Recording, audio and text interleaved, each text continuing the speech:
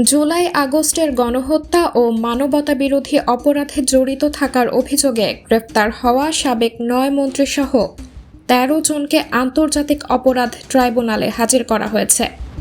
সোমবার কড়া নিরাপত্তায় সকাল ১০টার দিকে প্রিজন ভ্যানে করে আসামিদের ট্রাইব্যুনালে হাজির করা হয়।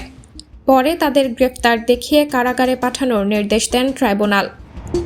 আসামিরা হলেন সাবেক আইনমন্ত্রী আনিসুল হক, ফারুক খান, ডাক্তার দীপু মনি, রাশেদ খান মেনন, হাসানুল হক ইনু, জোনায়েদ আহমেদ পলক, সাবেক প্রধানমন্ত্রীর উপদেষ্টা সালমান এফ রহমান, তৌফিক-ই এলাহি, শাহজাহান খান, সাবেক প্রতিমন্ত্রী কামাল আহমেদ মজুমদার, গোলাম দস্তগীর গাজী, আপিল বিভাগের অবসরপ্রাপ্ত বিচারপতি শামসুদ্দিন চৌধুরী মানিক ও সাবেক স্বরাষ্ট্র সচিব জাহাঙ্গীর আলম।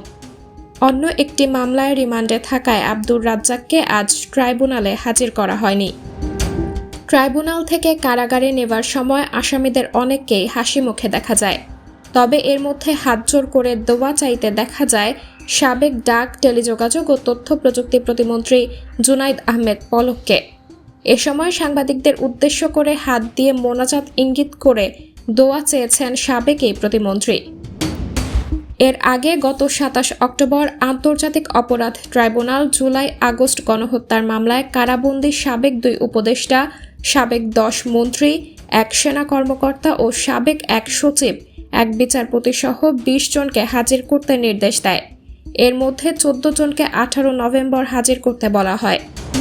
উল্লেখ্য, স্বাধীনতার ৩৯ বছর পর ২০১০ সালে ৭১-এর মানবতাবিরোধী অপরাধের বিচারের জন্য আন্তর্জাতিক অপরাধ ট্রাইব্যুনাল গঠন করা হয়। ওই বছরের ২৫ মার্চ ট্রাইব্যুনালের আনুষ্ঠানিক যাত্রা শুরু হয়। ২০১৫ সালের পর থেকে ট্রাইব্যুনালের কার্যক্রম অনেকটা গতি হারিয়ে ফেলে। তবে হাসিনা সরকার পতনের পর ফের ট্রাইব্যুনালের কার্যক্রম নতুনভাবে শুরু হয়েছে। সাবরিনা জলিল, সবার কথা।